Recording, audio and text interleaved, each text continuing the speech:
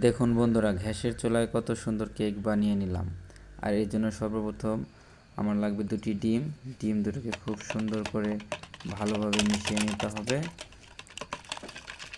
এরপরে দিয়ে দিলাম 1 কাপ চিনি। চিনিটাকে ভালোভাবে মিশিয়ে নিলাম। দিয়ে দিলাম 1 টেবিল চামচ বেকিং পাউডার, অল্প একটু ভ্যানিলা এসেন্স দিয়ে দিলাম। এরপরে পরিমাণ মতো লবণ এবং হাফ কাপ পরিমাণ দিয়ে দিলাম সয়াবিন তেল এবং সবগুলো উপকরণকে আবারও ভালো মতো মিশিয়ে নিতে হবে। মিশিয়ে নিচ্ছি। এরপরে দিয়ে দিলাম 2 কাপ পরিমাণ আটা। আটাগুলোকে একটু চেলে নিতে হবে।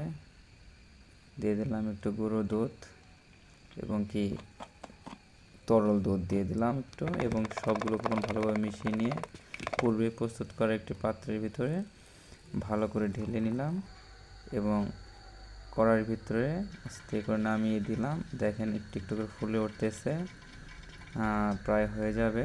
এই দেখুন পূর্ণাঙ্গভাবে কত সুন্দর একটি কালার এসেছে। আর এটা হচ্ছে ফাইনাল লুক। খুবই নরম তুলতুলে কেকটা, খেতে অনেক সুস্বাদু হয়েছে। ধন্যবাদ সবাইকে।